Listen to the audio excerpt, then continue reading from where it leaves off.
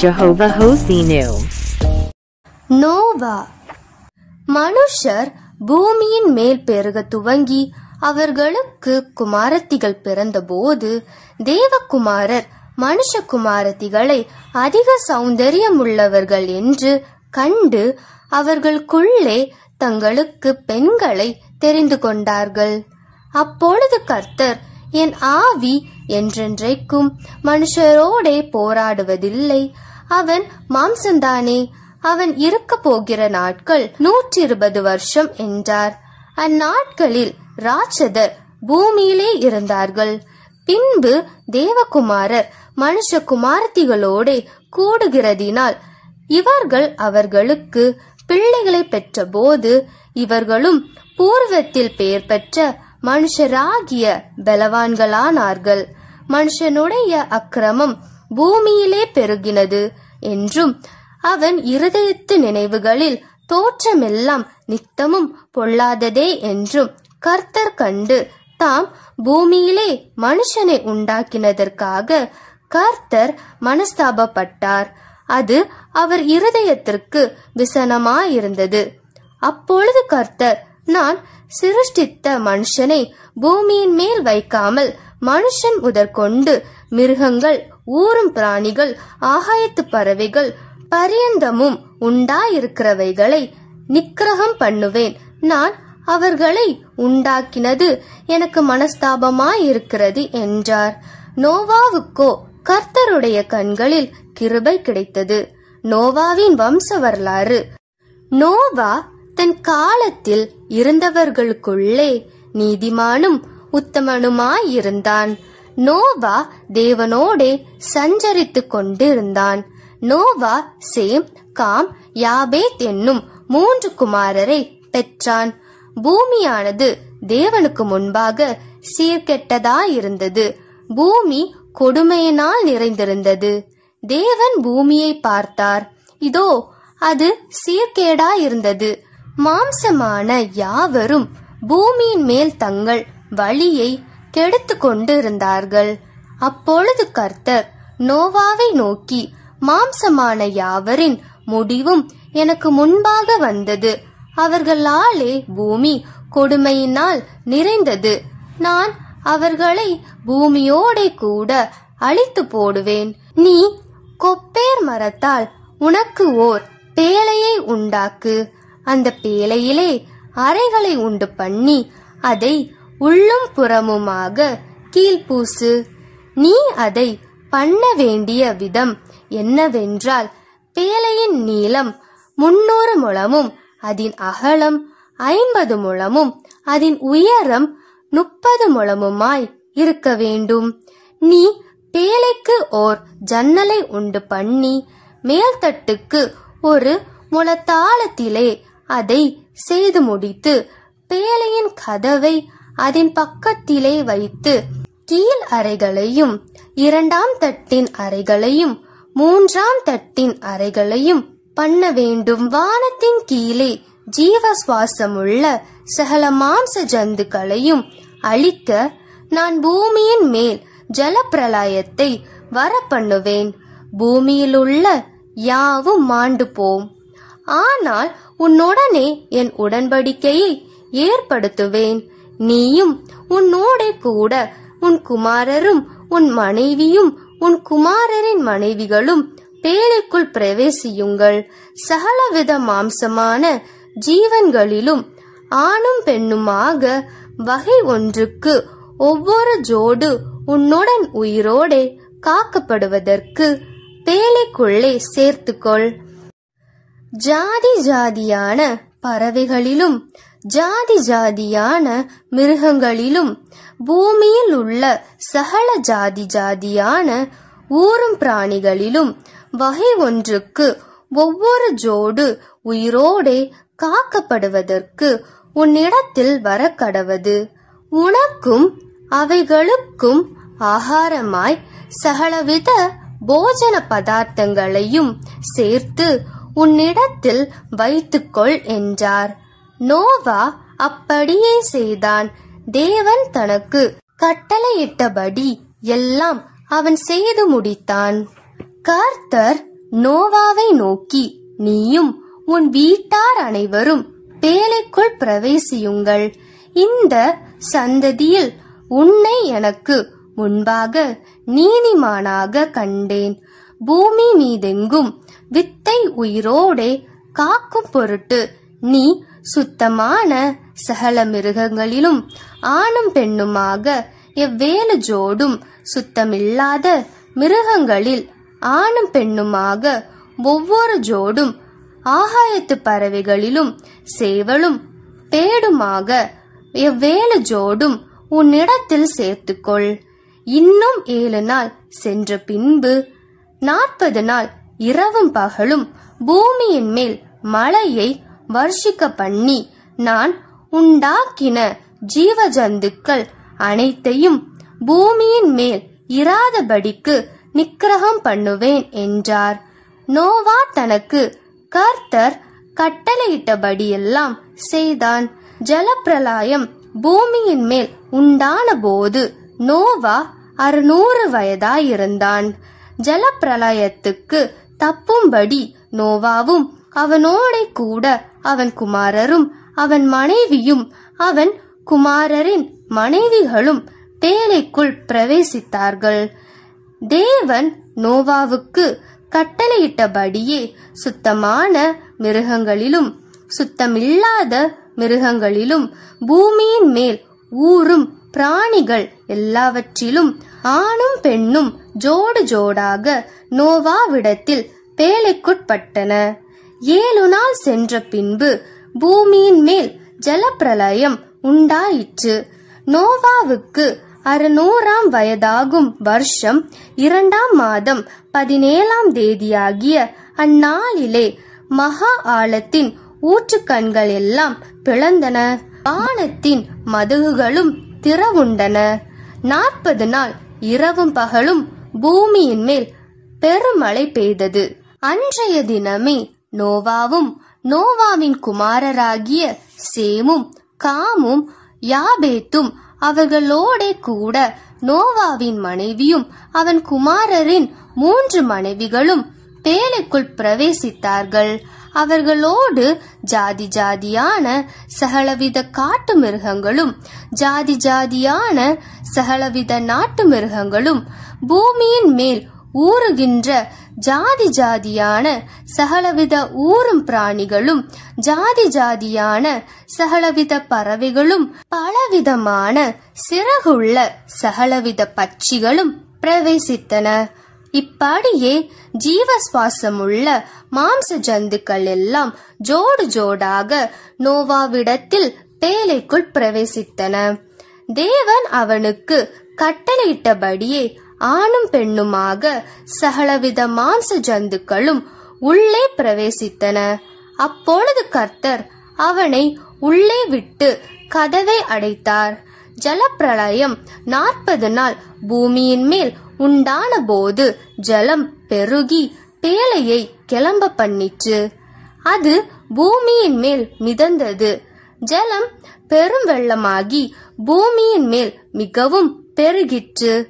பேழையானது ஜலத்தின் மேல் மிதந்து கொண்டிருந்தது. ஜலம் பூமியின் மேல் மிகவும் அதிகமாய் பெருகினதினால் வானத்தின் கீழ் எங்கும் உள்ள உயர்ந்த மலைகள் எல்லாம் மூடப்பட்டன.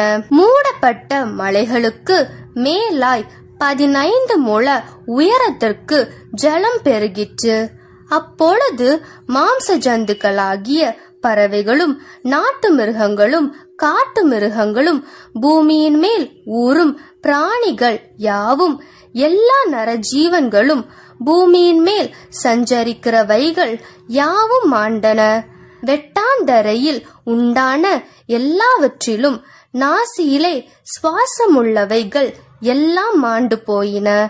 மனுஷர் முதல் மிருகங்கள் ஊரும் பிராணிகள் ஆகாயத்து பறவைகள் பரியந்தமும் பூமியின் மேல் இருந்த உயிருள்ள வஸ்துகள் யாவும் அழிந்து அவைகள் பூமியில் இராதபடிக்கு நிக்கிரகமாயின. நோவாவும் அவனோடே பேழையில் இருந்த உயிர்களும் மாத்திரம் காக்கப்பட்டன. ஜலம் பூமியின் மேல் 150 நாள் மிகவும் பிரவாகித்து கொண்டிருந்தது. தேவன் நோவாவையும் அவனோடே பேழையிலிருந்த சகல காட்டு மிருகங்களையும் சகல நாட்டு மிருகங்களையும் நினைத்தருளினார். தேவன் பூமியின் மேல் காற்றை வீச பண்ணினார். அப்பொழுது ஜலம் அமர்ந்தது. ஆழத்தின் ஊற்றுக்கண்களும் வானத்தின் மதகுகளும் அடைபட்டன. வானத்து மழையும் நின்று போயிற்று. ஜலம் பூமியிலிருந்து நாளுக்கு நாள் வற்றி கொண்டே வந்தது. 150 நாளுக்கு பின் ஜலம் வடிந்தது. 7ஆம் மாதம் 17ஆம் தேதியிலே பேழை அரராத் என்னும் மலைகளின் மேல் தங்கிற்று. 10ஆம் மாதம் மட்டும் ஜலம் வடிந்து கொண்டே இருந்தது. 10ஆம் மாதம் 1 தேதியிலே மலை சிகரங்கள் காணப்பட்டன. 40 நாள் சென்ற பின் நோவா தன் பேழையில் செய்திருந்த ஜன்னலை திறந்து ஒரு காகத்தை வெளியிலே விட்டான். அது புறப்பட்டு பூமியின் மேல் இருந்த ஜலம் வற்றி போகும் வரைக்கும் போகிறதும் வருகிறதுமாயிருந்தது. பின்பு பூமியின் மேல் ஜலம் குறைந்து போயிற்றோ என்று அறியும்படி ஒரு புறாவை தன்னிடத்தில் இருந்து வெளியிலே விட்டான். பூமி மீதெங்கும் ஜலம் இருந்தபடியால் அந்த புறா தன் உள்ளங்கால் வைத்து இளைப்பாற இடம் காணாமல் திரும்பி பேழையிலே அவனிடத்தில் வந்தது. அவன் தன் கையை நீட்டி அதை பிடித்து தன்னிடமாக பேழைக்குள் சேர்த்து கொண்டான். பின்னும் 7 நாள் பொறுத்து மறுபடியும் புறாவை பேழையிலிருந்து வெளியிலே விட்டான். அந்த புறா சாயங்காலத்தில் அவனிடத்தில் வந்து சேர்ந்தது. இதோ அது கொத்தி கொண்டு வந்த ஒரு ஒலிவ மரத்தின் இலை அதன் வாயில் இருந்தது. அதனாலே நோவா பூமியின் மேல் ஜலம் குறைந்து போயிற்று என்று அறிந்தான். பின்னும் 7 நாள் பொறுத்து அவன் புறாவை வெளியிலே விட்டான். அது அவனிடத்திற்கு திரும்பி வரவில்லை. அவனுக்கு 601 வயதாகும் வருஷத்தில் 1 மாதம் 1 தேதியிலே பூமியின் மேல் இருந்த ஜலம் வற்றி போயிற்று. நோவா பேழையின் மேல் தட்டை எடுத்து பார்த்தான். பூமியின் மேல் ஜலம் இல்லாதிருந்தது. 2ஆம் மாதம் 27ஆம் தேதியிலே பூமி காய்ந்திருந்தது. அப்பொழுது தேவன் நோவாவை நோக்கி, நீயும் உன்னோடே கூட உன் மனைவியும் உன் குமாரரும் உன் குமாரரின் மனைவிகளும் பேழையை விட்டு புறப்படுங்கள். உன்னிடத்தில் இருக்கிற சகலவித மாംസ ஜந்துக்களாகிய பறவைகளையும் மிருகங்களையும் பூமியின் மேல் ஊறுகிற சகல பிராணிகளையும் உன்னோடே வெளியிலே வரவிடு. அவைகள் பூமியிலே திரளாய் வர்த்தித்து பூமியின் மேல் பழுகி பெருக கடவது என்றார். அப்பொழுது நோவாவும் அவன் குமாரரும் அவன் மனைவியும் அவன் குமாரரின் மனைவிகளும் புறப்பட்டு வந்தார்கள். பூமியின் மேல் நடமாடுகிற சகல மிருகங்களும் ஊறுகிற சகல பிராணிகளும் சகல பறவைகளும் ஜாதி ஜாதியாய் பேழையிலிருந்து புறப்பட்டு வந்தன.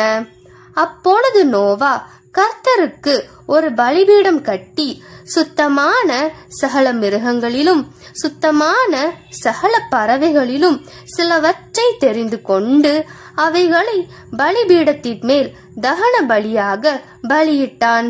சுகந்த வாசனையை கர்த்தர் முகர்ந்தார். அப்பொழுது கர்த்தர், இனி நான் மனுஷன் நிமித்தம் பூமியை சபிப்பதில்லை. மனுஷனுடைய இருதயத்தின் நினைவுகள் அவன் சிறு வயது தொடங்கி பொல்லாததாயிருக்கிறது.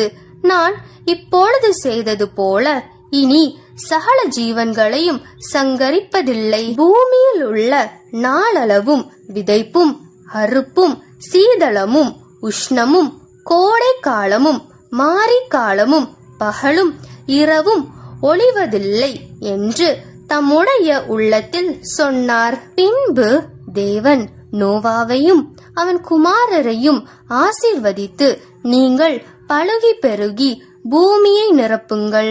உங்களை பற்றிய பயமும் அச்சமும் பூமியில் உள்ள சகல மிருகங்களுக்கும் ஆகாயத்தில் உள்ள சகல பறவைகளுக்கும் உண்டாயிருக்கும். பூமியிலே நடமாடுகிற யாவும் சமுத்திரத்தின் மச்சங்கள் யாவும் உங்களுக்கு கையளிக்கப்பட்டன. நடமாடுகிற ஜீவ ஜந்துக்கள் யாவும் உங்களுக்கு ஆகாரமாய் இருப்பதாக. பசு பூண்டுகளை உங்களுக்கு தந்தது போல அவைகள் எல்லாவற்றையும் உங்களுக்கு தந்தேன். மாம்சத்தை அதன் உயிராகிய இரத்தத்தோடே புசிக்க வேண்டாம். உங்களுக்கு உயிராயிருக்கிற உங்கள் இரத்தத்திற்காக பழி வாங்குவேன். சகல ஜீவ ஜந்துக்களிடத்திலும் மனுஷனிடத்திலும் பழி வாங்குவேன். மனுஷனுடைய உயிருக்காக அவனவன் சகோதரனிடத்தில் பழி வாங்குவேன். மனுஷன் தேவசாயலில் உண்டாக்கப்பட்டபடியினால் மனுஷனுடைய இரத்தத்தை எவன் சிந்துகிறானோ அவனுடைய இரத்தம் மனுஷனாலே சிந்தப்பட கடவது. நீங்கள் பலுகி பெருகி பூமியிலே திரளாய் வர்த்தித்து விருத்தியாகுங்கள் என்றார்.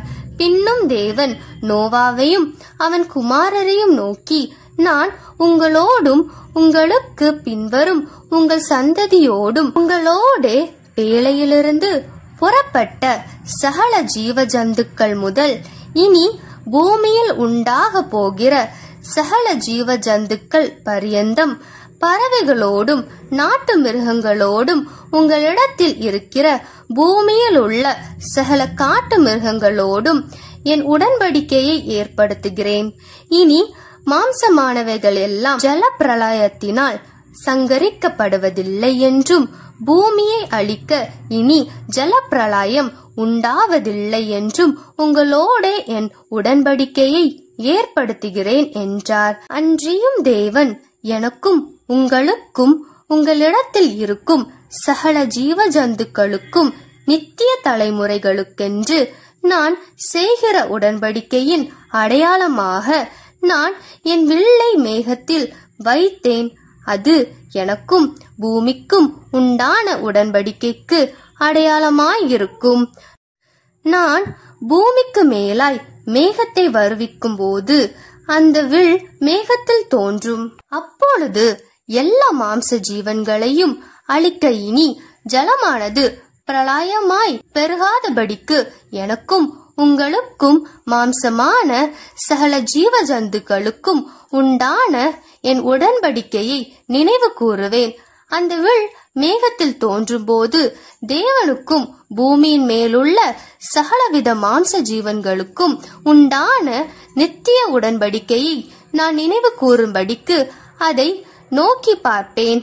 இது எனக்கும் பூமியின் மேலுள்ள மாம்சமான யாவுக்கும் நான் ஏற்படுத்தின உடன்படிக்கையின் அடையாளம் என்று நோவாவோடே சொன்னார். பேழையிலிருந்து புறப்பட்ட நோவாவின் குமாரர் சேம், காம், யாபேத் என்பவர்களே. காம் கானானுக்கு தகப்பன். இம்மூவரும் நோவாவின் குமாரர். இவர்களாலே பூமியெங்கும் ஜனங்கள் பரம்பினார்கள்.